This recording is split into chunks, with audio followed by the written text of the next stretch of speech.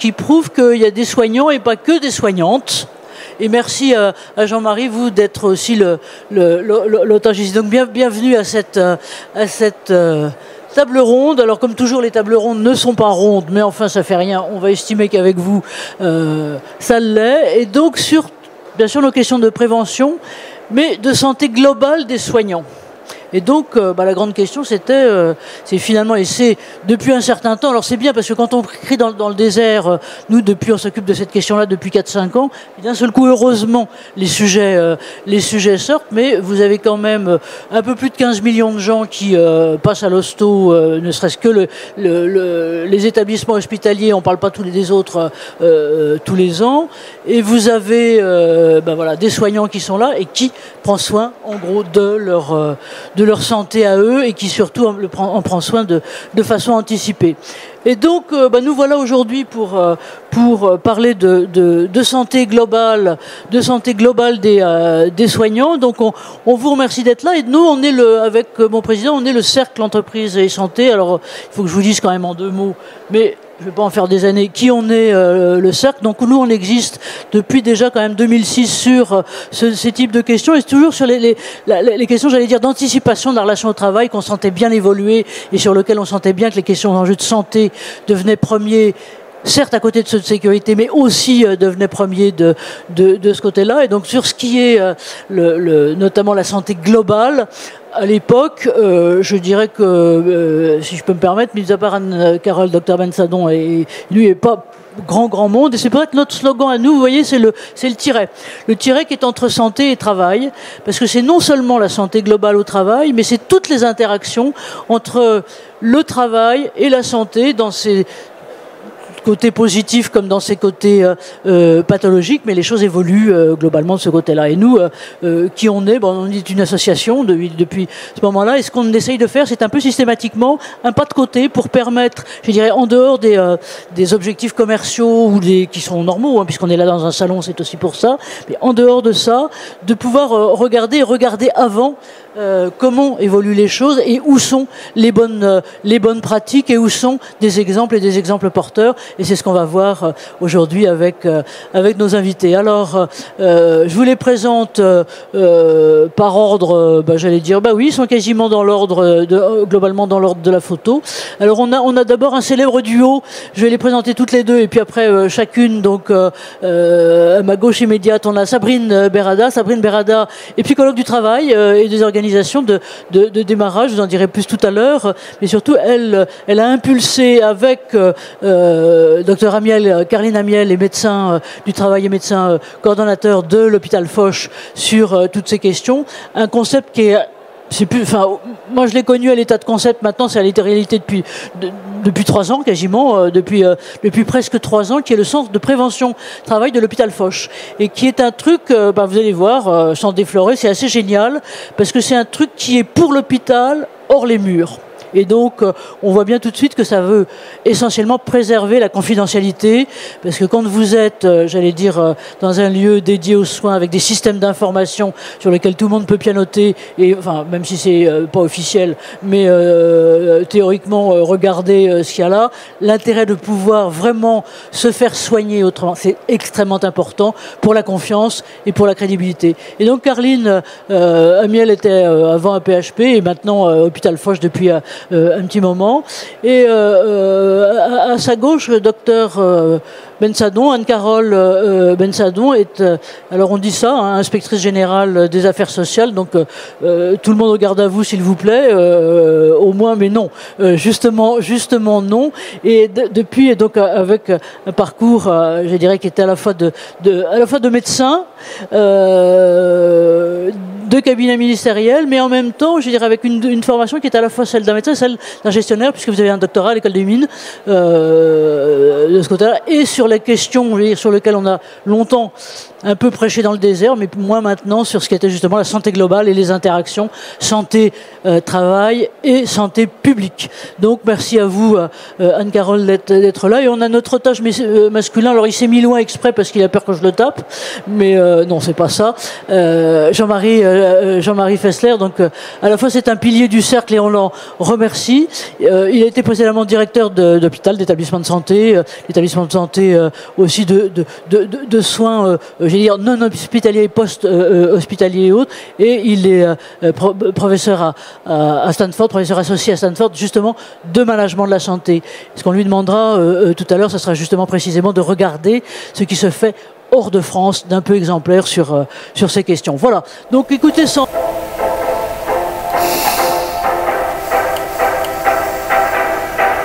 plus attendre, on va peut-être un peu vous interviewer et sur le premier, la première définition. Donc notre duo prend le micro, elles en ont chacune une, donc ça va. Sur ce centre de prévention travail, je dis que moi j'ai connu dans les plâtres. Hein, donc en gros, elles ont eu la gentillesse de me le faire visiter. Le truc n'était pas fini. C'est à 300 mètres, non, 200 mètres, même pas, 100 mètres. 100 mètres de l'hôpital Foch, mais ça n'est pas dedans. Et donc c'est un concept de dehors absolument génial. À vous. Bonjour à toutes et à tous. Alors, merci Anne-Marie. Le centre de prévention et travail est un peu un lieu atypique. En fait, durant la période Covid, on ne pouvait plus faire de la santé au travail. Alors moi, je suis psychologue du travail et le docteur Amiel est médecin du travail. Période Covid, on ne pouvait plus faire notre activité, je ne pouvais plus faire de consultation. Plus de visites médicales, donc on a troqué les baskets, je les ai encore, et on a arpenté tous les services de l'établissement à la rencontre des salariés. Et quand on les rencontre et quand on les regarde, on les observe, on voit plein de choses. Quand on leur demande leur dernier frottis, ça date il y a tellement longtemps qu'on ne sait pas. Dernier rendez-vous chez la gynéco, ça date du dernier enfant. Le dernier enfant, il a quel âge ? Il a 17 ans. Et ainsi de suite, on a plein de choses. Dernier rendez-vous chez l'ophtalmo, je sais pas trop. Et ça s'observe, parce qu'on le voit avec l'ergotron, c'est l'ordinateur, et on les voit un peu plisser des yeux. Donc on se dit qu'il y a quelque chose à faire, et pourtant on travaille dans un hôpital. Quand on leur demande pourquoi ils ne vont pas voir leurs collègues, alors qu'on a un service d'ophtalmo, on a un service de gynécologie, je ne vais pas voir mes collègues. Ça reste mes collègues, je ne veux pas devenir patient. Je ne suis pas patient. Sorti de la période Covid, le directeur général nous demande si on a une idée. Alors je dis on a peut-être une idée qui va coûter un peu plus cher que ce qu'on a pu mettre durant la période Covid. Il nous a dit ok, bon coup, on teste. Et l'objectif c'est de créer un mini-hôpital à proximité de l'hôpital, en fait à une rue. Alors en fait c'est un lieu complètement atypique avec une pompe à essence, une demi-moto, puisqu'on se voulait un lieu en termes de décoration qui casse des codes de l'hôpital. Donc c'est un petit côté indu. Et les salariés viennent, sur leur temps de travail, s'ils le souhaitent, et s'ils le peuvent également, venir en consultation avec une équipe de professionnels dédiés. Et on fait des consultations de la tête aux pieds avec un zéro reste à charge. Ça, c'est important. Donc, on facture, mais le salarié n'avance pas de frais et ne débourse rien. Il y a toujours un zéro reste à charge. Alors, quand je vous dis de la tête aux pieds, c'est qu'on part sur le côté ophtalmo, audition, et aux pieds, parce qu'on a un podologue qui fait des semelles thermoformées, du sur-mesure pour nos salariés. L'objectif, c'est quoi? Par exemple, pour les semelles, c'est de pouvoir les utiliser sur le lieu de travail. Parce qu'on a à l'hôpital beaucoup de gens, de professionnels de santé, de soignants, qui sont debout toute la journée. Et on a, alors là, pour le coup, c'est le docteur Amiel, mais sur les troubles musculo-squelettiques, un pourcentage très élevé. J'ai mal au dos, j'ai mal au bras, j'ai beaucoup de port de charge, je dois lever des patients. Donc ça a été vraiment le centre a ouvert en mars 2023 et ça a été vraiment le levier. Le centre a 3 piliers. Des consultations individuelles, des ateliers thématiques, donc sur le vécu au travail, les troubles du sommeil, sur l'alimentation. Et ensuite, on a ce qu'on essaie de mettre en place depuis peu maintenant, parce qu'on va avoir une publication qui va sortir, c'est avec toute cette data, faire de la publication scientifique. Donc on est aidé par la recherche, la DRCI, la direction de la recherche clinique. Et là après je vais passer le bébé au docteur Amiel pour les typologies de consultation et surtout ce qu'on a pu trouver déjà. Alors, bonjour à toutes et à tous. Concernant la partie exclusivement médicale, avant qu'on choisisse les différentes consultations qu'on allait pouvoir proposer aux salariés, on s'est inspiré d'une vaste enquête de terrain. Donc Foch, c'est environ 2300 salariés, hors étudiants, et on s'est dit, même si nous, au regard de la littérature, on sait un petit peu ce qu'on veut mettre dans ces consultations, on va quand même aller interroger les personnes qui sont sur le terrain, en leur demandant, voilà, demain, si on devait créer un centre de prévention dans lequel vous pourriez aller en consultation, qu'est-ce que vous souhaiteriez voir comme type de professionnel de santé? On a interrogé quasiment les 2/3 des salariés de l'hôpital et on s'est rendu compte que oui, on avait raison en anticipation sur le choix de nos différentes consultations. Donc par exemple, la première consultation qui est très appréciée, c'est la consultation de prévention du risque cardiovasculaire. De prime abord, on se dit, quand on n'a pas de problème cardiaque, on n'a pas d'hypertension, on n'a pas de douleur dans la poitrine, on n'a pas de palpitation, il n'y a aucune raison d'aller consulter un cardiologue. Pour autant, on sait qu'aujourd'hui, les professionnels de santé, la composition est majoritairement féminine. On a plus de 85% de femmes dans notre profession, en tout cas soignants, alors soignants et administratifs. Et l'objectif, en fait, de toutes ces consultations, donc là, je suis rentrée par la prévention du risque cardiovasculaire, qui est quand même le premier risque de mortalité chez la femme aujourd'hui. Mais on a d'autres consultations. On a, par exemple, sur le côté de la santé de la femme, Sabrine le disait, c'est vrai, le dernier frottis, alors qu'on a une grosse politique de santé publique en France sur les dépistages des cancers de l'utérus, dépistage de cancer du sein, donc on a de la chance d'avoir tous ces programmes mis en place. Et ben, on a des professionnels de santé qui ne prennent pas le temps. Donc ce sont des populations très altruistes, hein. On va s'occuper du patient de A à Z, on va s'occuper de sa famille, on va s'occuper de ses enfants, on va avoir énormément de temps énergivore pour les autres, mais quand il faut se tourner vers soi, on se rend compte qu'en fait on ne fait pas les choses pour prendre soin de sa propre santé. Donc l'objectif du centre, c'est ça, c'est donner un nouvel enseignement, de nouveaux réflexes en vous disant d'abord occupez-vous de vous, de votre santé, soyez en meilleure santé pour ensuite continuer de s'occuper des patients qui eux sont au fond de leur lit et pour lesquels vous avez choisi votre vocation. Sur les autres consultations, on a par exemple une consultation de prévention de nutrition. On a une population qui travaille la nuit. On sait qu'aujourd'hui, chez les professionnels de santé, on prend en moyenne entre 5 et 10 kilos quand on travaille de nuit. C'est pas pour autant parce qu'on fait de gros écarts, hein, mais on a une alternance du rythme de chronobiologie. On mange pas de la même façon. On mange plutôt sucré, puisque cette appétence sucrée va réveiller le cerveau pour rester en alerte. Et pour autant, quand on monte sur la balance, on se dit, ah bah oui, au bout de 10 à 15 ans, c'est vrai, ce poids est là.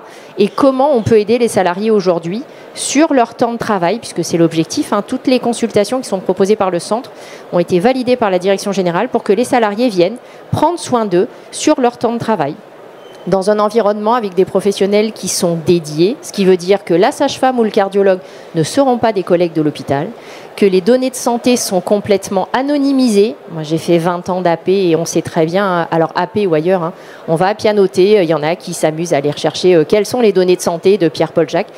On a structuré le cloisonnement des données de santé pour faire en sorte que personne n'y ait accès. Et ça, c'est un enjeu fort pour nos professionnels en leur disant, bah voilà, on va s'occuper de vous sur le temps de travail et on va garantir l'anonymat de toutes les données de santé qui vont pouvoir en tout cas être enregistrées. Donc voilà, je ne vais pas vous détailler toutes les consultations, mais l'objectif c'est ça, c'est d'impulser toute la partie dépistage en amont et de vous dire vous n'avez rien, et ben écoutez très bien, on va faire un check-up, on a environ 9 consultations qui soient différentes. Les dernières en date qui sont arrivées, on a par exemple une consultation sport-santé, où là on se dit, soit ça fait longtemps qu'on n'a pas fait de sport et la résolution du 1er janvier fait qu'on dit oui, il faut que j'y aille, et puis au final on n'y va jamais. Soit on est ancien sportif et puis nos habitudes de vie ont fait qu'on a abandonné ce type de discipline et on le sait, aujourd'hui les troubles musculo-squelettiques sont la première cause d'accidents du travail et de maladies professionnelles et il faut se saisir un petit peu de ce côté prévention primaire, ce qui veut dire ne pas attendre qu'on ait des problématiques de santé qui se déclarent, mais intervenir vraiment en amont justement pour éviter qu'elles apparaissent. On a envie de vous poser plein de questions. Alors avant de passer peut-être la parole à Anne-Carole, juste, vous avez quand même, c'est pas très très vieux, hein, mais vous avez 2 ans et demi, 3 ans d'expérience et d'ancienneté. Oui, c'est presque 3 ans là-dessus. Comment vous avez vu, j'allais dire, évoluer à la fois la recevabilité et les attitudes, j'allais dire aussi bien des personnes qui viennent vous voir, hein, et qui traversent la rue et qui descendent la pente. Il doit y avoir 20 mètres de dénivelé à peu près entre de l'un à l'autre. Et puis peut-être aussi, j'allais dire, parce que vous êtes, Caroline, docteur Amiel, vous êtes des deux côtés, c'est-à-dire que vous êtes à la fois avec votre voisine dans le centre de prévention, et en même temps vous continuez, parce qu'il y a aussi et le fonctionnement illégal et le reste, le fonctionnement de médecins du travail. Comment vous avez vu à la fois vos collègues et parce que votre direction est acquise par principe, ce qui est génial et ce qui est rare, comment vous avez vu évoluer les choses là? Alors on garde les deux, hein. Sur le côté santé au travail, le centre n'est pas de la santé au travail. Et on a bien voulu séparer les deux. On a le service de santé au travail avec ses activités obligatoires notamment. Et le centre, c'est une proposition aux salariés. Alors aujourd'hui, il fonctionne du bouche à oreille. C'est vraiment les salariés qui parlent entre eux. Et donc, ils se donnent des rendez-vous en disant bah, « Tiens, j'ai testé ça avec tel médecin, ça fonctionne ». Des fois, il y a des challenges. Par exemple, sur le côté nutrition. Et on voit qu'il y a vraiment ce côté impulsion. Aujourd'hui, on essaye d'axer vraiment sur les jeunes. Parce que le centre est ouvert aussi aux étudiants. Tout type d'étudiants, internes, externes, IFSI, ESF. Et donc, en fait, c'est vraiment de leur dire « Allez-y ». Et pour prendre soin d'eux dès le départ. Et puis, on trouve plein de choses. Voilà. On est sur de la prévention primaire. On trouve des choses sur des gens qui vont bien. Effectivement, sur les différents diagnostics qu'on a pu faire, le premier jour d'ouverture du centre, il y a 2 ans, on a diagnostiqué ce qu'on appelle un mélanome, donc un cancer de la peau qui peut être fulgurant et en quelques mois, il n'y a plus personne. Et en général, ce qu'on essaye de faire, c'est quand on est porteur dans la famille d'antécédents pour lesquels vous savez qu'il faut qu'il y ait un suivi. Aujourd'hui, il y en a plein qui font du dépistage du cancer colorectal. Donc oui, je fais ma coloscopie tous les 5 ans, très bien. Mais on se rend compte que sur ces problématiques, notamment de peau, les problématiques d'accessibilité en ville, c'est compliqué d'avoir un rendez-vous en dermato aujourd'hui. On met des mois, voire 1 an quasiment avant d'avoir un rendez-vous. Au préalable, vous n'avez pas votre planning, donc pour peu que le rendez-vous tombe sur une journée où vous ne pouvez pas complètement annuler, donc je vois des oui dans la salle, donc oui. Donc ça, on a la même chose sur le côté ophtalmo. Et l'objectif, c'est de se dire, on se met à disposition de nos professionnels aujourd'hui en proposant des consultations dans lesquelles on peut trouver des choses qui sont graves. Par exemple, sur la prévention du risque cardiovasculaire, on en a régulièrement qui nous disent « Ah, mais des fois, j'ai des palpitations, j'ai des antécédents familiaux d'hypertension artérielle. » Et quand on leur dit « Mais vous vous êtes fait dépister ?»« Non, non, mais je suis trop jeune, j'ai 25 ans. » Et là, on trouve quoi? On trouve sur l'électrocardiogramme des anomalies de rythme, on trouve des hypertensions artérielles qui sont complètement cachées, pour lesquelles des fois il va falloir orienter en ville. On a trouvé des pathologies cardiaques graves avec de grosses insuffisances cardiaques pour lesquelles on a abouti à des interventions chirurgicales chez des personnes qui étaient sportives. Donc en fait, tout ça pour vous dire que quand on cherche, on trouve. En gynéco, on trouve des anomalies au niveau des seins sur une palpation que réalise la sage-femme. On trouve sur des frottis le fameux papillomavirus dont beaucoup d'entre vous ont entendu parler, avec toutes les séries de vaccinations. On trouve de l'HPV positif, facteur de risque de cancer du col. Donc là, une fois encore, au regard de tous ces dépistages, quand on met en lumière ces problématiques de santé, le centre n'a pas vocation de faire des suivis, il a une vocation de dépister et ensuite d'orienter à l'extérieur. Donc bien sûr, on réoriente vers les professionnels, médecins traitants et autres. Et surtout, on fait en sorte que la problématique qui a été détectée ensuite puisse être assumée par un autre professionnel à l'extérieur. Merci Caroline. On va revenir tout à l'heure sur le débat sur ce qui est possible et comment les choses évoluent. J'aimerais maintenant qu'on passe la parole au docteur Bensadon, Anne-Carole Bensadon. J'allais dire, alors, on va pas vous mettre... Il faut que le truc soit vert. Il faut que le truc soit vert. Voilà. Voilà. Il faut que le truc soit vert et voilà. Et donc, vous présidez, si je peux me permettre, on va pas dire trop, hein, mais quand même... Vous incarnez un peu ce que sont les politiques publiques, quelque part un regard d'expertise publique très très reconnu sur justement sur ce que va être à la fois les politiques de santé publique et la santé travail. On se connaît sur ces terrains-là depuis longtemps. Comment vous êtes arrivé, j'allais dire, à vous saisir de ce sujet et en ce moment quels sont vos grands axes, notamment en matière de prévention et plus particulièrement à l'hôpital? Alors sur la partie articulation santé publique, santé travail, je dirais presque un peu, de manière presque un peu fortuite, mais il y a de nombreuses années, parce qu'à l'IGAS, on travaille, donc l'inspection générale des affaires sociales est sur un champ très très vaste, hein, qui comprend le champ travail et le champ sanitaire, et qu'on s'est parlé entre collègues, et que je ne sais plus vraiment comment c'est arrivé, mais en fait... j'avais lu pas mal de choses et il y avait toujours à chaque fois un point dans ma littérature que je trouvais très intéressant, c'était de dire on ne peut pas saucissonner les personnes, c'est un tout. Et donc la prévention des risques professionnels, certes, c'est super important, mais qu'est-ce que ça veut dire de ne pas prendre les gens dans la globalité? Alors il y a tout ce qui a été mis en place, et on voit bien l'importance de la confidentialité, comme ce sont des choses compliquées, mais comment on fait aussi pour avancer sur ces choses-là et pour que une personne, ce soit globalement une personne dans sa globalité, que par rapport à ça. Ça, c'était une première approche.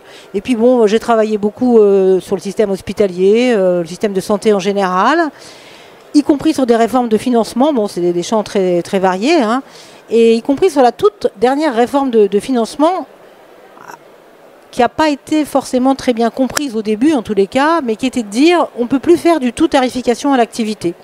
Ça suffit, c'est un modèle qui encourage à faire beaucoup, beaucoup d'activités. Il faudrait voir comment on peut financer différemment l'hôpital, les établissements de santé.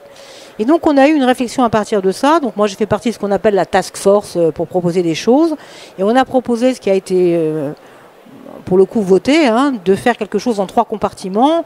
Un compartiment où on financerait à l'activité, il ne s'agit pas de tout jeter à la poubelle, mais quelque chose quand même où on donnerait une dotation de santé publique. Alors aujourd'hui, il y a déjà beaucoup de choses qui rentrent dans cette dotation, mais le fait de le reconnaître en tant que tel, c'est aussi reconnaître un rôle quand même particulier de l'établissement de santé. Un établissement de santé, c'est lui aussi, il prend les gens dans la globalité. Quand vous venez pour quelque chose et que le soignant il s'aperçoit, ou le médecin, que la personne elle a autre chose, un autre problème, on lui dit pas non, tu es venu pour ça, donc la prochaine fois prends un autre rendez-vous. C'est pas comme ça que ça se passe. Donc il y avait vraiment cette question-là, de voir comment on reconnaissait ça. Et puis effectivement aussi des missions spécifiques. Vous avez parlé de recherche. Aujourd'hui, on a un financement spécifique sur la recherche, mais pas que. Il y a aussi des établissements qui travaillent sur le recours. Enfin voilà, c'était proposer en tous les cas un financement en 3 compartiments. Alors, on est arrivé aujourd'hui à ce financement en 3 compartiments. Et donc, dans un des compartiments, celui qui s'appelle dotation de santé publique, moi j'ai retravaillé ensuite sur une mission spécifique qui était de dire on parle de la prévention, c'est bien sympathique, mais si on n'a pas quelque chose de systémique sur la prévention, si c'est le truc en plus, un peu la cerise sur le gâteau, vu tout ce qu'il y a à faire dans un hôpital, ça va être quand même compliqué de le mettre en place. Et alors, d'autant plus, et je suis contente que vous ayez abordé la prévention primaire, la prévention primaire à l'hôpital, c'était un peu... Alors, pas partout, bien évidemment, on a vu des initiatives en France tout à fait intéressantes, mais c'est un peu le parent pauvre aussi. On dit, enfin, il y en a d'autres qui le font. Mais en fait, non, il y a beaucoup de littérature très importante, du Haut Comité de santé publique, de beaucoup de gens assez reconnus qui disent, mais l'établissement de santé, c'est quand même un maillon extrêmement important. Et quand quelqu'un, dans un établissement de santé, au cours d'une hospitalisation, on lui dit quelque chose en termes de prévention, ça a une certaine portée. De même que quand vous sortez de l'hôpital avec une prescription, par exemple, d'une certaine molécule, bonne chance pour le faire changer derrière en ville si jamais on veut le changer. C'est les défauts et les qualités de l'hôpital, mais les spécificités. Je dis hôpital, mais c'est établissement de santé. Donc voilà.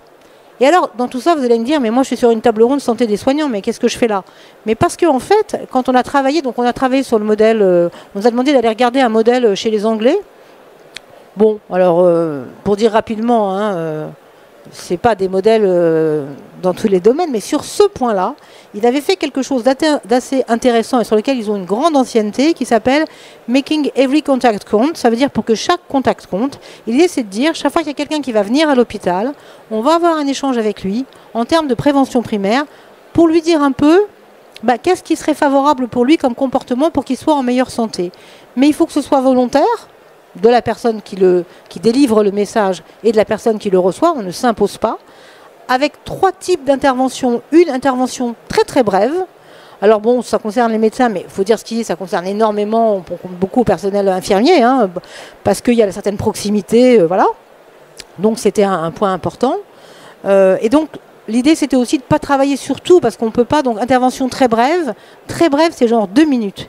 Et il y a de la littérature, ils ont fait plein d'études qui prouvent que même 2 minutes, quand vous discutez avec quelqu'un en termes de 2 minutes, en termes de nutrition, ça peut suffire pour qu'il se pose des questions, qu'il s'interroge. Et ça, c'est ce qu'on appelle evidence-based. C'est traduit dans la littérature, c'est probant. Ça a vraiment des choses qui ont été démontrées. C'est pas juste, tiens, une impression, ce machin a l'air pas mal, on va le faire. Donc, il y avait ça. Et puis, le 3e partie qui demande plus de temps, qui est la partie d'orientation. Comment j'aide les gens si, par exemple, il y a un problème... alors on a pris 4 déterminants qui sont ceux qui interviennent le plus sur mortalité et morbidité évitable, qui sont alcool, tabac, alimentation et activité physique. Bon, dit comme ça, tout le monde, ça a l'air d'être à la portée de tout le monde, mais c'est pas très vrai parce que sur alcool et tabac, il y a un regard souvent très compliqué par rapport aux collègues, puis on n'a pas vraiment envie de raconter sa vie à l'hôpital. Donc tout ça, c'est un point qui est assez intéressant. Et donc on est allé en Angleterre, on a regardé, on est allé dans les hôpitaux, on a discuté avec le NHS, enfin après on a eu des longs échanges avec le Pays de Galles. Et en fait, ce qui était très intéressant, et ce qu'ils nous ont bien fait comprendre, c'est que les premiers qui doivent être bénéficiaires de ça, et ce sont les soignants de l'établissement. Parce que d'abord on le leur doit, d'une certaine manière, puisque c'est quand même eux qui vont fonctionner énormément la structure, et qu'ensuite, si eux, ils ne voient pas l'intérêt d'une démarche de ce type, il n'y a pas de raison qu'ils arrivent quelque part à la mettre en place. Et donc, en insistant sur le fait que c'est une démarche qui doit rester volontaire, que c'est sur ces 4 déterminants, et pourquoi 4 déterminants et non pas 12? Parce que si on veut derrière avoir des financements pour ça, il faut derrière qu'on ait un peu de résultats, entre guillemets. Si vous prenez 250... Bien sûr, il y a plein de choses qui sont très intéressantes. Moi, je peux vous citer les écrans, je peux en citer plein. Mais sur ces 4-là, en termes de morbidité, mortalité évitable, on est certain qu'on touche énormément et on pourra faire le lien avec des dépistages d'autres pathologies. On a beaucoup d'articles scientifiques qui le montrent. Voilà, donc nous, l'IGAS, ça fait des propositions, ça ne décide pas. Il faut quand même être clair. Donc voilà, donc, nous, on a proposé. On sait que c'est un rapport qui a été fait avec 2 collègues, Benjamin Maurice et Frédéric Turblin, donc et moi-même, les 3. On y a passé pas mal de temps. On a essayé de le faire de manière très pragmatique. Vous pouvez le trouver sur le site de l'IGAS, il est publié. Et après, on espère qu'un jour, les politiques s'en serviront pour pouvoir faire des choses. Bon, on est un peu optimiste parce qu'à l'IGAS, des fois, on produit des choses et c'est un peu plus tard que c'est mis en œuvre. Donc nous, on n'est pas du genre à désespérer. Et surtout, ça nous semble vraiment, vraiment, vraiment important de faire quelque chose et de montrer que ce côté prévention et prévention primaire, il a sa place à l'hôpital et d'abord sa place au bénéfice des gens qui font vivre l'établissement de santé. Voilà.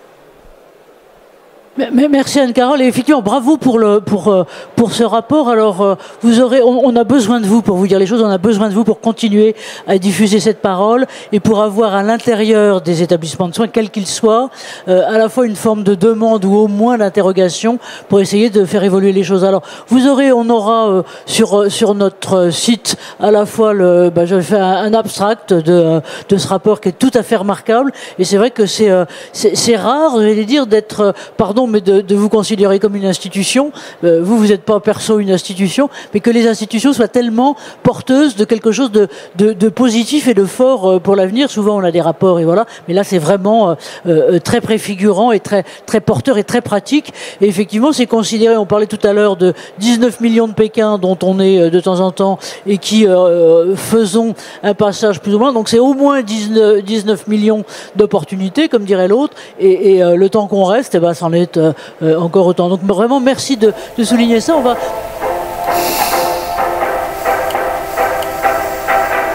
reprendre, si vous voulez bien, le débat peut-être tout à l'heure justement sur ces interfaces-là et sur le cardiovasculaire et puis sur l'autre problème que vous avez évoqué. On a la chance d'avoir avec nous aussi le professeur Nathalie Roussel, là, qui dit rien, qui est au deuxième rang et qui tout à l'heure nous a fait un truc absolument éblouissant sur la douleur et donc sur les questions de douleur et de TMS. Donc voilà, on ouvrira avec vous le débat là-dessus. Mais alors Jean-Marie qui est à la fois une Fessler, donc qui est à la fois président de l'institut du comité scientifique de l'institut de Montparnasse, enfin bref, il est président de plein de machins et voilà, mais surtout il a j'allais dire une carrière à la fois de chercheur et d'enseignant, mais en même temps d'opérationnel à la direction de grands, plus petits et très divers établissements hospitaliers et de soins et il cornaque, j'allais dire, vous cornaquez des étudiants qui non seulement sont à Sciences Po et au CNAM, mais qui sont aussi à Stanford. Et donc la question tout à fait insidieuse que je lui ai posée, c'est mais Jean-Marie, est-ce qu'il y a des modèles justement à l'international qui sont intéressants et qui pourraient nous stimuler, nous en France, sur ce que nous on appelle la symétrie des attentions, c'est-à-dire qu'un soignant par essence, il soigne tout le temps, mais il soigne les autres et pas lui, mais en même temps soigner soi. Donc voilà, Jean-Marie, c'est à vous. Bonjour à toutes et tous. Donc je vais essayer de vous parler de ce qui est considéré depuis 7 ans comme le meilleur hôpital du monde. C'est-à-dire, et c'est surtout sur 7 ans, c'est la Mayo Clinique, qui n'a rien d'une clinique. Alors d'abord, c'est une histoire émouvante. Il y a en 1885 dans la ville de Rochester, qui n'est pas une grande ville, c'est une ville de 100 000 habitants. Aujourd'hui, il y en a guère plus. Une tornade qui pulvérise la ville. Et il y a 3 médecins, le père et ses 2 fils, qui sont chirurgiens, qui se disent on ne peut pas laisser la ville de Rochester sans rien. Il n'y a aucune infrastructure hospitalière dans cette ville des États-Unis, qui est à l'ouest des Grands Lacs. Donc il fait très froid l'hiver, très chaud l'été. Je ne vous recommande pas. Enfin, vous faites ce que vous voulez. Mais bon. Et donc il crée cette clinique de 27 lits.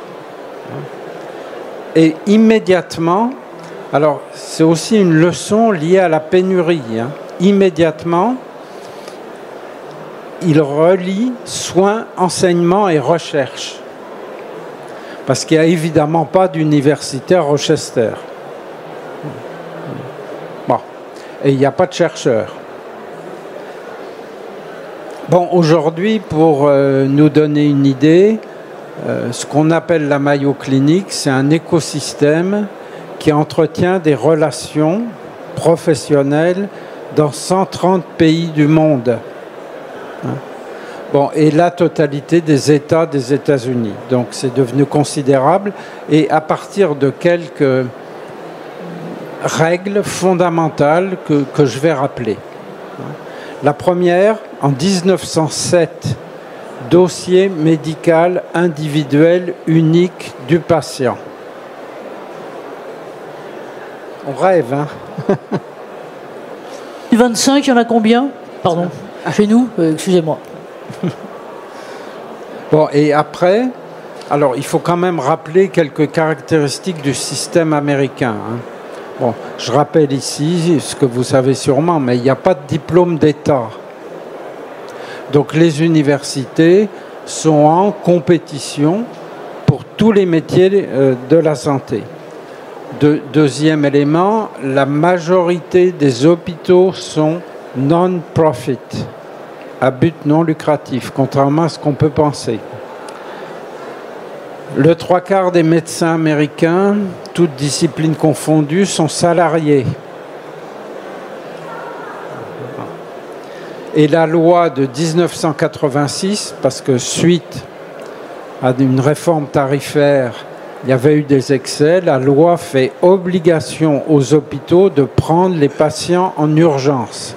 On ne les laisse pas mourir devant la porte de l'hôpital. Bon.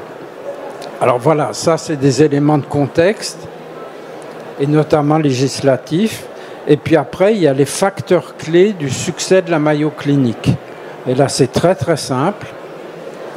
Le docteur Mayo et ses 2 fils avaient écrit « Les besoins du patient passent avant tout ». Et ils ont été, depuis 1889, inauguration de la Mayo Clinic, fidèles à cette devise.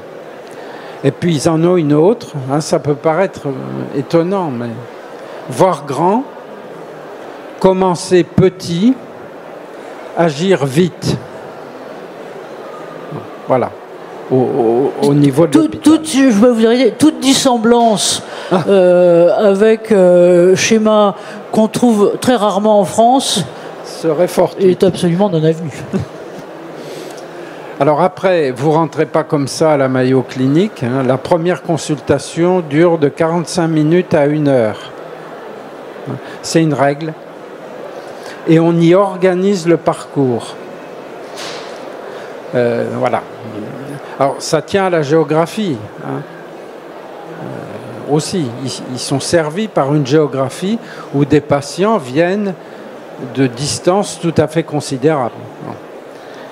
Et 1/3 des patients relèvent de Medicare ou des soins aux plus démunis.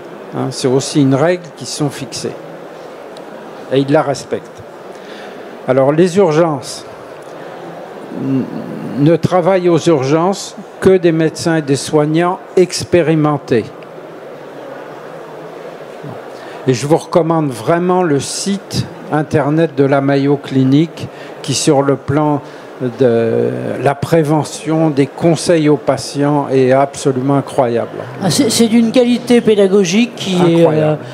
Est inégalée. Inégalée, oui, Ouais. inégalée. Alors quand on sort des urgences, on sort avec des instructions.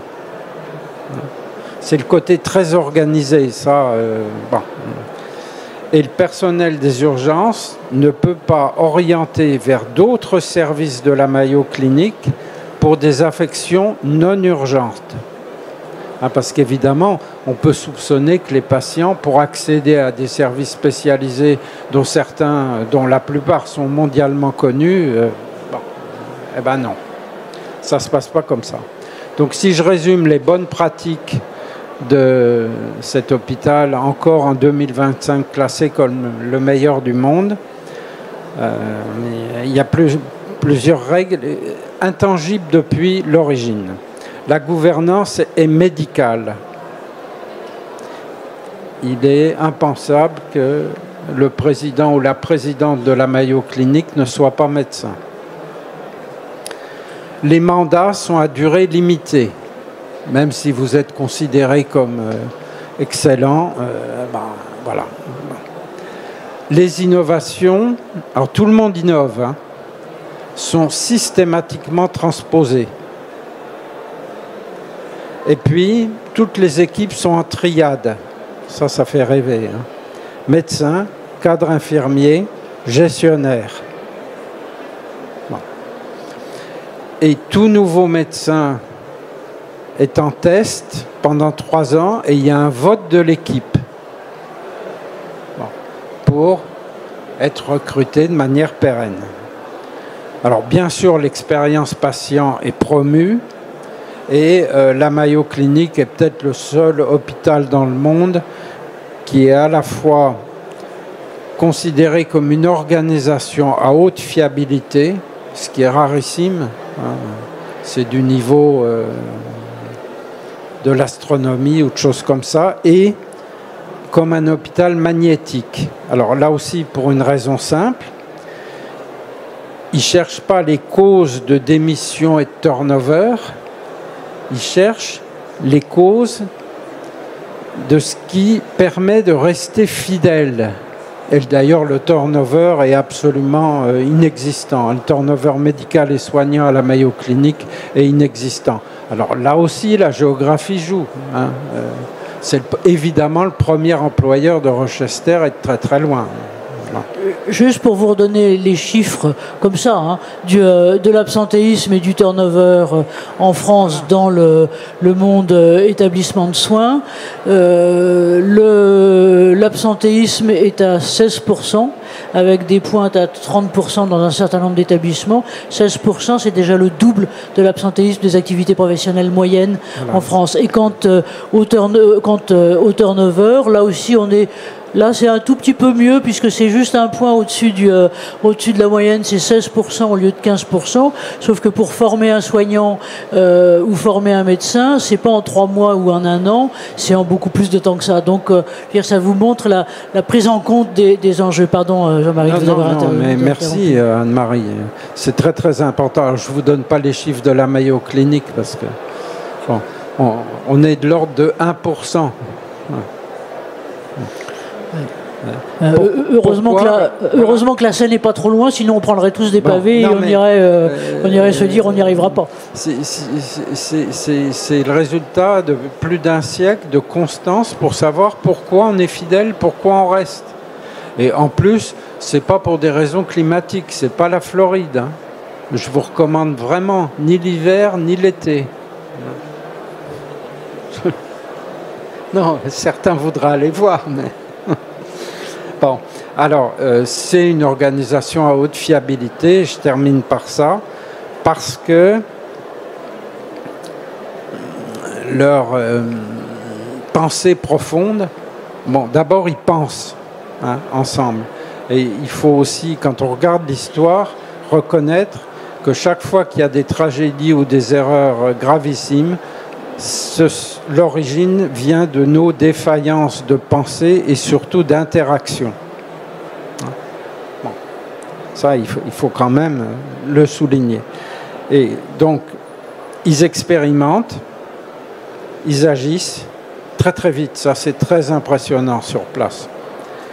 Ils ressentent et ils ajustent. Et avec beaucoup de fluidité. Et ça tient à la culture progressivement partagée au sein des triades. Bon. Et notre modèle national et peut-être européen est plus, on observe ça, on analyse, on commande et on contrôle. Donc là, il y a moins de fluidité et ça génère plus de conflits, me semble-t-il, que ce modèle né vraiment, je le rappelle, de circonstances incroyablement difficiles à la fin du 19e siècle. Merci Jean-Marie, et qui perdure avec quelle efficacité maintenant, mais en même temps, on se demande toujours un peu la question de l'audience en France, parce que je crois que j'ai vu un séminaire et demi en 4 ans, où la Maillot était en gros invitée avec ses homologues pour venir partager avec son... Alors c'est mieux que rien. Merci Jean-Marie de nous en parler avec la ténacité et l'efficacité qui est là, mais c'est vrai que c'est important et c'est important à connaître avec toutes ces questions qui nous font vraiment baver. Enfin, je dois dire, par exemple, l'idée d'une triade efficace qui s'engueule pas entre les différentes lignes finalement qui concourent aux soins, ça paraît un peu, on est content quoi. On a envie de mettre des cierges à Saint-Rita en se disant comment est-ce qu'on va faire pour que ça vienne, que globalement ça vienne chez nous. Alors, on va, si vous voulez bien, maintenant peut-être un peu débattre de la façon dont les choses évoluent avec nous, et on va en profiter. Tiens, j'ai un micro qui est là, alors pardon parce que je vais en profiter pour te le piquer. Je le pique à Anne-Carole et je le donne à professeur Roussel, Nathalie, voilà. Donc alors pardon parce que c'est pas lointain l'étranger, mais c'est quand même l'étranger, c'est la Belgique. Et travail, je dirais, si je peux mettre sur la santé globale et la santé, plus particulièrement la douleur, qui peut être liée notamment au TMS et autres. Est-ce qu'on regardait là? Quel regard tu portes là-dessus à la fois sur la question des TMS qui est première, je veux dire, c'est l'un des plus lourdes en matière de santé des soignants, et puis un petit peu sur l'ensemble, ta réaction, donc, professeur Roussel. Merci. Mais tout d'abord, je voudrais complimenter les collègues de l'hôpital Foch parce que c'est un magnifique boulot, c'est vraiment super important et je pense que c'est vraiment unique. À ma connaissance, il y a peu d'initiatives de cette ampleur-là et je pense qu'il faut vraiment le souligner, que c'est grâce à votre effort, vos énergies et que c'est vraiment super. Ce que je retiens dans cette histoire, c'est que de nouveau la sensibilisation, tout le monde sait que c'est important. Mais ici, ce qu'on combine, c'est une forme d'explication avec des freins qu'on enlève pendant le temps de travail. C'est à côté, on garantit l'anonymité, on rend ça accessible. C'est des choses qui parlent aux travailleurs. Et je pense que c'est vraiment ça, ces actions concertées qui sont bien pensées. Parce qu'il y a la pensée, c'est logique. Vous avez ciblé les facteurs de risque. Les TMS sont un, mais les troubles cardiovasculaires, les cancers. Donc je pense que c'est vraiment important d'expliquer la démarche, mais d'impliquer les gens en facilitant le travail. Donc je pense que c'est vraiment magnifique et que c'est vers ça qu'il faut aller, vers la collaboration de groupe. Et je pense que ça, en Belgique, on n'est pas très fort pour collaborer. Donc chaque ville a son spécialiste, son centre, et surtout on va pas collaborer avec les autres. Et ça, je pense que la crise Covid nous a appris la collaboration, les avantages, et on a vu que les vaccins ne fonctionnaient pas bien chez un type de patient. Donc voilà, donc je pense que la collaboration, on se connaît pas bien, et je pense que la collaboration aussi entre la France et la Belgique doit être améliorée. On n'est pas loin, on parle la même langue. Et il y a vraiment des intérêts communs. Donc, ouais. Mais merci de souligner ça. Je dois dire que merci de généraliser au système français la coopération, dont on ne peut pas dire que... Mais c'est quand même bien d'avoir quelqu'un qui l'incarne ici. Merci de ta réaction là-dessus. Et alors, peut-être entre toi et aussi... notre ami Anne-Carole sur voilà, la question à la fois santé publique et en même temps, si je peux me permettre, de s'en centrer sur les TMS. Les TMS, c'est le coût essentiel en assurance maladie des maladies professionnelles. C'est l'un des premiers mots dans l'hôpital. On a vu ce matin à quel point c'était aussi lié aux questions de risques psychosociaux et de santé mentale. Je veux dire, si alors, sans vous faire sortir de votre devoir de réserve, cher Anne-Carole, mais globalement, à la limite, aussi à titre perso, quel regard vous portez sur cette question-là, dont on voit qu'elle monte, et jusqu'à quel point? Oui, je pense qu'il y a quand même une prise de conscience sur l'importance des TMS. Il y a beaucoup de publications et pour que ce soit arrivé jusqu'à moi, qui ne suis pas une spécialiste quand même de cette question-là, et c'est vraiment reconnu. Et déjà il y a quelques années, quand j'avais travaillé sur articulation santé-travail, santé publique, justement, j'avais pas pris les TMS parce qu'à l'époque, TMS, cancer, c'était des choses qui étaient complètement acquises. C'est les premières choses dont on nous parlait. Et c'est intéressant parce qu'à l'époque, j'avais pris le cardiovasculaire. Alors, le cardiovasculaire, à contrario, je sais plus, je crois que c'était en 2013, le premier rapport, ou 2012. Quand j'ai commencé, moi, à parler à des gens d'autres secteurs, moi, je suis plutôt au secteur santé publique, voilà, je suis ancien PH, enfin bon, bref. J'avais été à la direction générale de la santé, donc quand j'ai commencé à parler à d'autres interlocuteurs, plus du monde du travail, qui me parlaient beaucoup des risques professionnels, ils m'ont dit mais pourquoi vous voulez travailler sur le cardiovasculaire? Enfin, il faut travailler sur... Alors, c'est pas du tout pour dire que le TMS c'est pas important, mais c'est pour dire qu'au contraire, c'est extrêmement important. Et je pense que là-dessus, alors, dire que quelque chose est important, ça ne veut pas dire pour autant qu'il faut arrêter et qu'on a tout trouvé. C'est pas du tout la question. Mais au moins, en tous les cas, je crois que le problème là, il est vraiment posé comme étant un défi à surmonter. Et après, dans la manière de prendre, donc ce qui est un peu différent d'autres pathologies sur le cardiovasculaire, maintenant on en parle beaucoup, mais je peux vous dire que quand on a commencé à en parler en 2012, on était un peu ovni, quoi. Ils nous ont dit, tiens, elle n'a pas bien compris où ça se passe. C'était le moment où on s'est rencontrés, effectivement. Voilà, ça se disait, tiens, pourquoi est-ce qu'ils s'occupent de ça? C'était quand même globalement ce qu'on avait autour de nous comme écho, en disant, ils sont exotiques. Oui, un peu ça, mais après, quand on a travaillé avec les gens, moi je suis assez... optimiste, vous allez voir, sur la capacité des gens quand même à travailler ensemble. Parce que quand on commence à discuter avec des gens qui au début vous disent « Oh ben non, mais qu'est-ce que tu fais là, machin ?»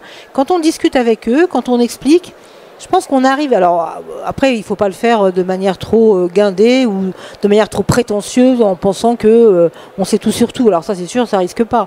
Bon... Mais si vraiment on le fait en disant, voilà, moi, mon expérience, c'est plutôt ça, on peut faire changer un peu des mentalités. Donc sur le TMS, sûrement, c'est très important. Mais vraiment, ce que vous avez expliqué tout à l'heure, toute la question autour, parce que c'est des questions sur lesquelles on a pu retravailler.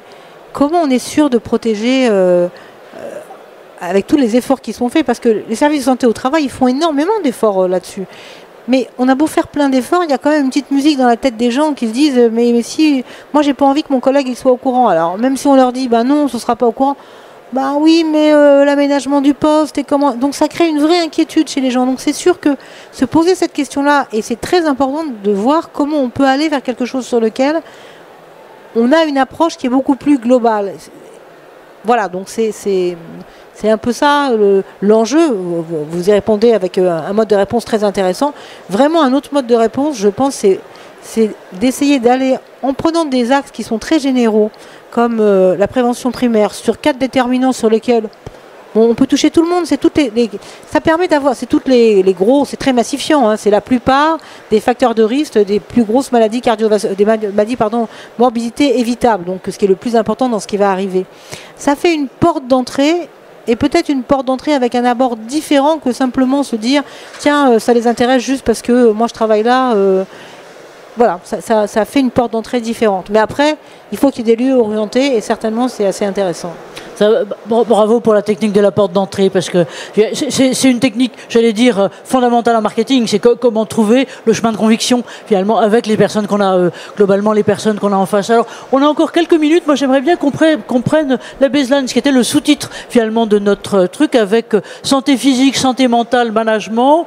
Comment ça s'articule pour donner santé globale? Alors, je dirais qu'on a eu bien les linéaments, et plus que ça, qui nous ont été donnés par Jean-Marie, avec l'exemple de la Maillot, ou je dirais, ce qui est à la fois le pilotage par la triade, ce qui est aussi ce que disait Anne-Carole sur en symétrie des attentions, finalement, ceux qui doivent être l'objet de l'attention, mais en même temps le levier d'efficacité, ce sont les soignants. Moi, j'aimerais bien que vous deux, vous nous disiez comment, justement, vous prenez, par exemple, la question de RPS et management, la question délicate, hein, comme toujours, parce qu'on se sent toujours de quelque côté qu'on soit, où on se dit qu'on est dedans, ou on se dit qu'on est l'objet. On se dit pas toujours qu'on est le sujet, quelquefois on a tort, hein, d'ailleurs, parce qu'on pourrait être aussi le sujet. Comment vous arrivez à prendre la question, je dirais, avec tact et doigté, parce que vous êtes aussi dans un hôpital, donc avec des collègues qui sont, qui sont aux manettes. Hein. Alors, ça, c'est une bonne question. Hein. Parce qu'aller voir la psy, quand on propose à un salarié d'aller voir la psy, c'est « Ah non, je vais bien. J'ai pas besoin de m'allonger. » Donc, je dis tout de suite que j'ai pas de divan. Quand même. Je suis pas folle. Voilà, exactement. L'intérêt du centre prévention et travail, et là, je vais reparler de la porte d'entrée. Un salarié qui vient parce qu'il a la nécessité de refaire ses lunettes et de voir l'orthoptiste de faire un bilan visuel, eh ben, on va échanger avec le salarié comment ça se passe, ambiance de travail, comment vous vous sentez, en même temps qu'on fait le bilan, et quelle que soit la typologie du bilan. Et à travers ces premiers échanges, eh ben, on crée du lien. Quand il va revoir un professionnel de santé du centre, par exemple pour un bilan auditif, ou la médecine manuelle, et là on va faire un peu ce qui s'est passé ce matin, médecine manuelle et RPS, ou là, j'appuie sur tel endroit, vous avez mal, ah oui mais ça se passe mal, j'en ai plein le dos, c'est compliqué au travail. Et là, on va amorcer, en fait, avec ce fameux lien et ce qu'on essaie de créer dans le centre, hein, c'est-à-dire de l'empathie, de la bienveillance, allez voir Sabrine. Et là, pour le coup, c'est moi, Sabrine, côté santé au travail. Allez prendre un café. Alors, je vous assure que le café, ça marche toujours. C'est mieux que le divan. Donc, moi, je suis la reine du café, peut-être un peu addict du café. Et là, les salariés, comme ils se sentent à l'aise avec le centre, on fait la passerelle et là, je les reçois en entretien. Et on fait un suivi. Et il y en a plein. Il y a plein de gens qui vont pas bien. Et des fois, c'est juste pour décharger, c'est un instant T. On va donner des tips. Ok, c'est compliqué parce que hier, j'ai eu un décès qui a été très compliqué. Ou il a été très jeune, ce patient. Ou c'est compliqué avec mon collègue, je peux plus me le piffrer. Bon, alors je vais dire, on va pas le jeter par la fenêtre, on va mettre en place des petites choses. Et ça fonctionne. Mais aller voir la psy tout de suite, quand on est professionnel de santé, c'est compliqué. Même si ça se démocratise de plus en plus, notamment chez les jeunes, c'est compliqué. Donc, des fois, on passe par d'autres biais. Et puis, autre chose, hein, c'est aller dans les services. Le centre est né du terrain. Je vous ai dit, je suis encore avec les baskets. C'est aller à la rencontre des salariés. Allez les voir. Alors moi, je suis la reine du café, mais bon, je vais pas me ramener avec ma cafetière dans les services. Donc je suis la reine des bonbons et des chocolats. Ça se voit d'ailleurs. À force d'en donner, je mange aussi. Et en fait, on va créer du lien. Allez, un petit chocolat, un Mars et ça repart. Ok, j'observe. Et à force de les voir, eh ben on échange. Ah Sabrine, là, tiens, viens voir cette prise en charge, elle est difficile. Ok, j'arrive. Et on crée du lien. Et derrière, on lève le voile de la peur du psychologue. C'est comme si j'allais les analyser. Alors, je leur dis que j'ai pas de boule et que je ne fais pas l'astrologie encore et que je ne vais pas voir leur avenir. Déjà, voir le mien, c'est déjà pas mal. Et après, les langues se délient. Je dis toujours qu'avec la nourriture, les langues se délient. Et avec ça, on va comprendre des problématiques organisationnelles et après, on va pouvoir mettre en place des réorganisations avec le service. Et je vais parler de la coopération, mais réorganiser un service, c'est une co-construction. Chacun met sa pierre à l'édifice. Si vous dites on impose, c'est comme ça ne fonctionnera pas. Déjà parce que les salariés ne seront pas impliqués et ils vont vous dire non, charge de travail, je veux pas.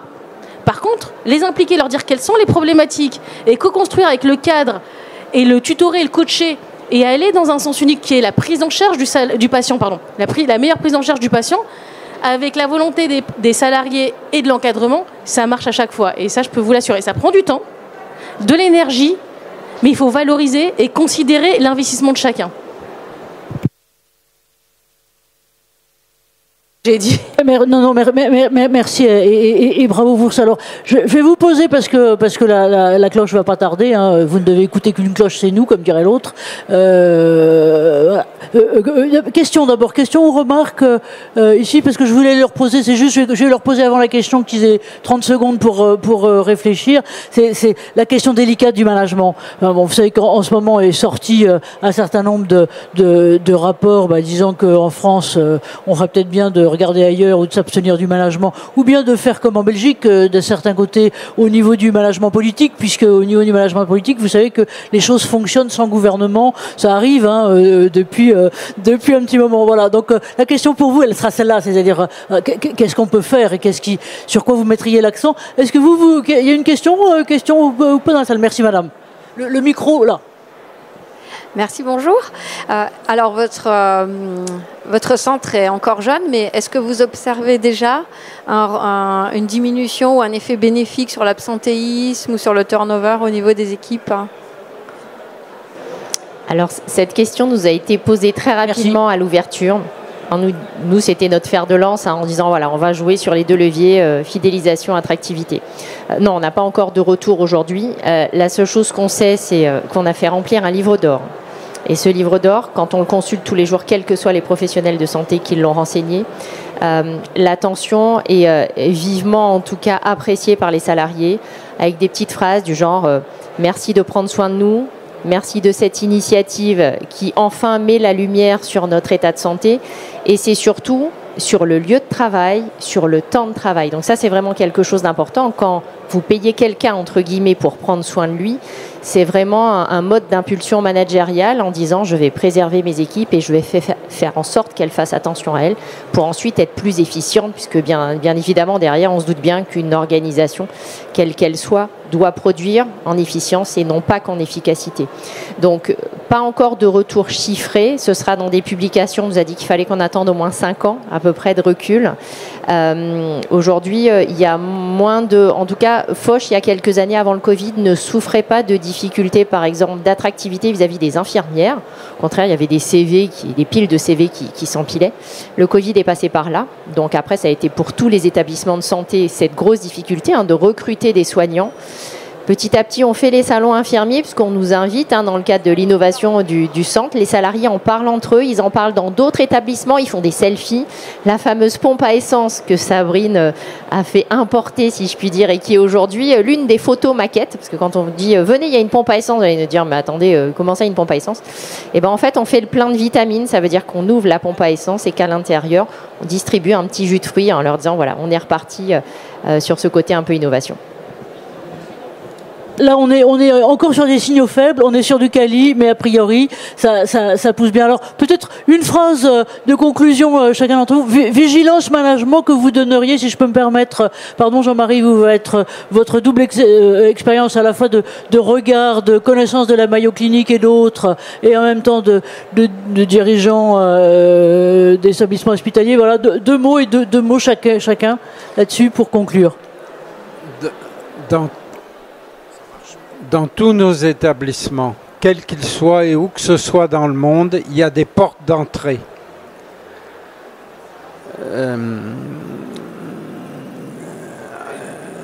Si on les stabilise bien en en discutant en profondeur, et si on s'y tient, c'est ce dernier élément qui me semble vraiment très important. Si on s'y tient, ça va nettement mieux ensuite, à tous égards. Voilà. Porte d'entrée, mais qui était d'ailleurs le terme de Anne-Carole. On vous l'a piqué, mais on va vous le garder. Vous avez le droit de le breveter.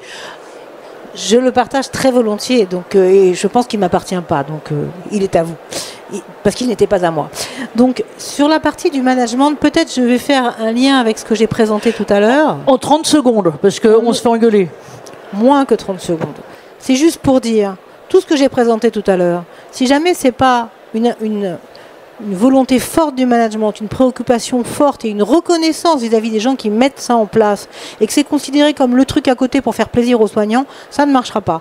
Ça ne marche, et on a vu en France dans l'établissement où ça marche, que parce qu'au niveau le plus haut de l'établissement, ils sont persuadés que c'est un vrai besoin et que c'est comme ça que c'est travaillé, mais pas parce que ça fait chic sur la plaquette. Voilà. Bon, merci. Alors vous avez un demi-mot, Caroline, et après c'est Sabrine. Un demi-mot, je ne sais pas faire, mais en gros, c'est prendre mieux soin de soi pour prendre soin des autres. Merci, ça. Ah, vous voulez que je termine derrière ça? Non, et puis il faut l'adapter. C'est le sur-mesure, il n'y a pas de choses de copier-coller, ça ne fonctionne pas. Que ce soit sur le management ou sur la prise en charge, elle doit être personnalisée. Eh ben voilà, on arrive au final. Ce que je vous demande, c'est de les applaudir un grand peu, un grand beaucoup. Et puis de vous dire que vous avez tous badgé, donc vous recevrez tous le lien pour avoir le replay qu'on aura grâce à Jean-Loup saucissonné, et puis on aura aussi les liens avec toutes autres informations. Merci à vous et à plus tard. Merci.